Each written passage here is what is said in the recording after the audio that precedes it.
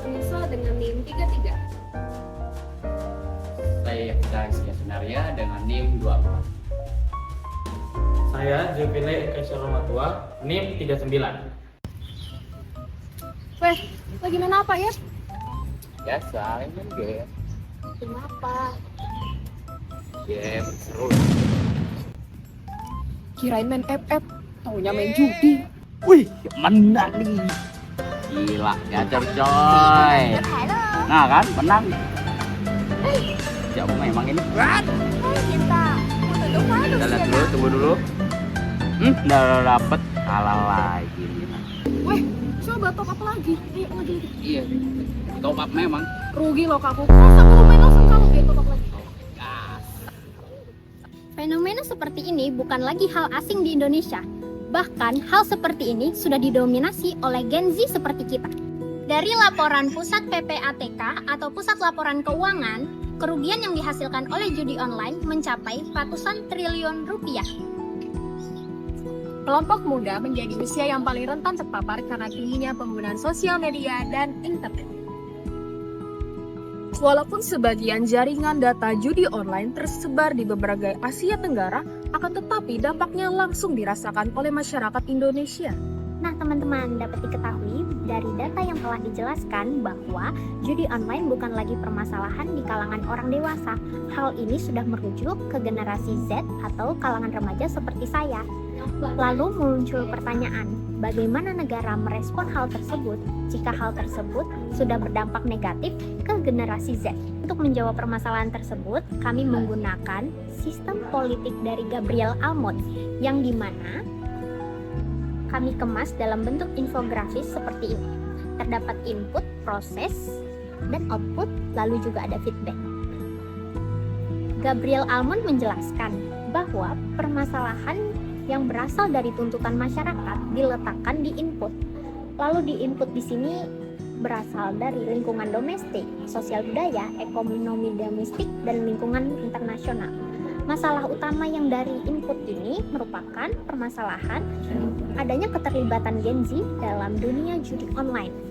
Lalu, siapa yang terdampak? Yang pertama adalah pelajar dan mahasiswa seperti saya. Untuk proses politik tersebut akan dijelaskan oleh teman-teman saya. Baik, mari kita lanjut ke dalam proses politik. Yang pertama ada artikulasi kepentingan. Masyarakat mulai menyuarakan keresahan mereka melalui media sosial, laporan ke pemerintah, dan pemberitaan berita. Contohnya seperti petisi online, tagar berantas judol, laporan ke Kominfo atau Polri. Kemudian, di dalam sosialisasi politik, masyarakat, terutama Gen Z, menerima nilai mengenai bahaya judi online melalui sekolah, keluarga, media sosial, ataupun komunitas yang bekerja sama dengan institusi pemerintahan. Ya, seperti contohnya, yakni Diskominfo Provinsi Kalimantan Timur yang menekan bagaimana pemerintahan melakukan edukasi dari kampanye ataupun sosialisasi bahaya judi online. Oke, lanjut ke rekrutmen dan komunikasi politik.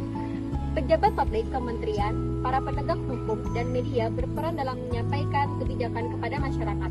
Salah satu contohnya ada pengangkatan pejabat di Kominfo, PPATK, press release, dan akun media sosial pemerintah, talkshow, dan infografis. Selanjutnya, agregasi kepentingan. Masalah tersebut kemudian dibahas oleh lembaga negara dan menjadi agenda kebijakan publik. Contohnya, isu ini dibahas di DPR, kementerian, partai politik, dan media nasional. Masuk ke feedback. Apakah upaya pemerintah dalam memberantas judi online sudah benar-benar efektif? Faktanya, hingga saat ini masih banyak situs judi online baru yang terus bermunculan di masyarakat. Direktur Jenderal Pengawasan Ruang Digital, Komodigi, Alexander Sabar, menjelaskan bahwa dari sekitar 10.000 situs judi online yang diblokir dalam operasi terakhir pada November 2025, 76% diantaranya menggunakan Cloudflare sebagai penyedia Content Delivery Network atau CDN dan proteksi DDoS. Alexander juga menjelaskan bahwa Cloudflare memberikan perlindungan yang kuat hingga sulit ditindak hanya lewat pemblokiran DNS atau domain. Nah, kondisi tersebut menimbulkan kritik, masukan, dan tuntutan dari masyarakat agar pemerintah meningkatkan pengawasan serta penegakan hukum.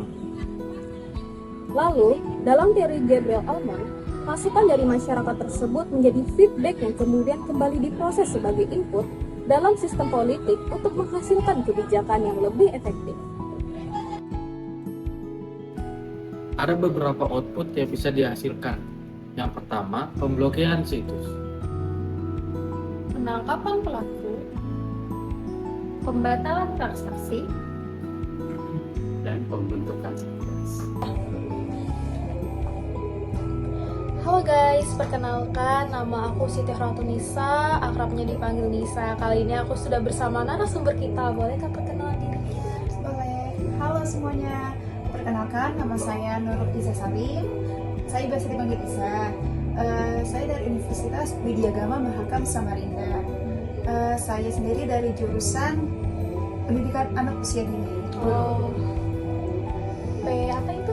PG PAUD. Oh, PG PAUD. Oke. Sekarang aku sudah bersama Kak Ija. Panggilnya Kak Iza saja ya. Iya.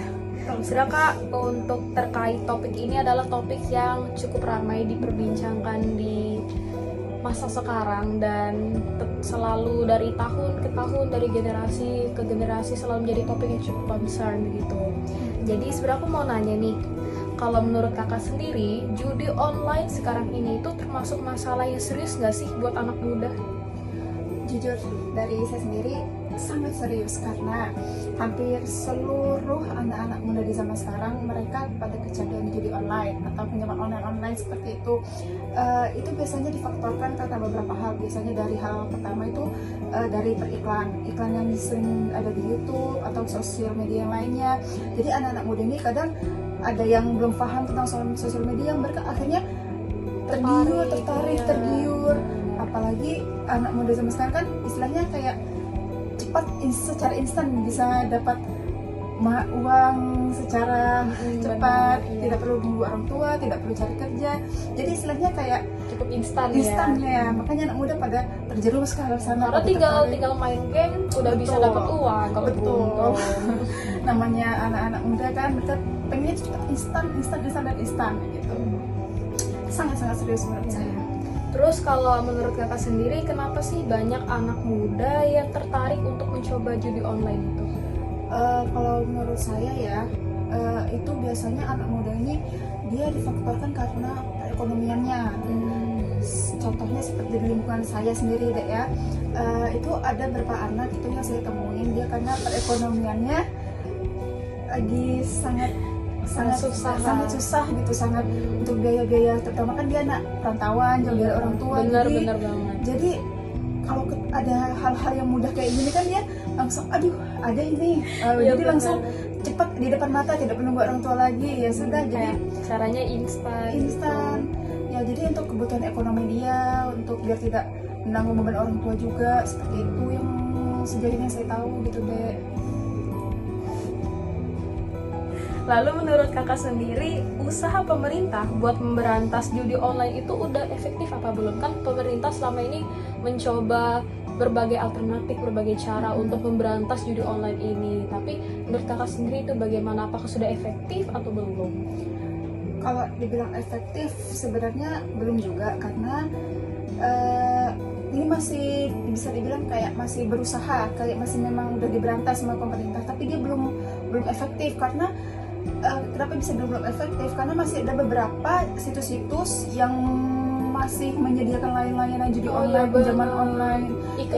Iklannya sangat banyak. Jadi pemerintah cuman ada beberapa aja dia kayak baru menghilangkan kebijakannya gitu, tapi belum efektif banget. Soalnya beberapa masih banyak yang seperti itu. Karena mungkin ketika pemerintah sudah menemukan kebijakannya, sudah menemukan cara dan alternatif, ternyata mungkin si judulnya ini lebih pintar lagi, dia mencoba hal-hal lain lagi. Jadi seperti tidak pernah putus memang rantai judul ini. Betul, apalagi kan anak-anak muda zaman sekarang ini kan mereka juga apa-apa kan di sosial media.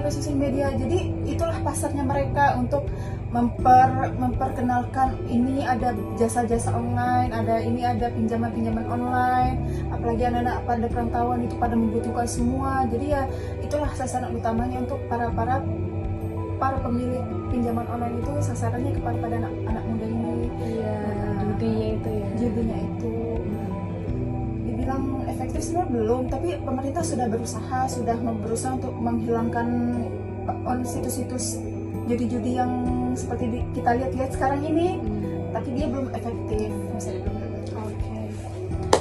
Oke guys, itu sekian untuk wawancara kita dari narasumber Kak Aiza. Makasih sudah mau membantu untuk memberikan masukannya, memberikan pendapatnya terkait hal yang sekarang lagi marak banget nih. Oke, terima kasih. Aku tutup sekian. Wassalamualaikum warahmatullahi wabarakatuh. Ya, jadi kalau menurut Mas sendiri, kenapa sih masih banyak anak muda yang tertarik mencoba judi online?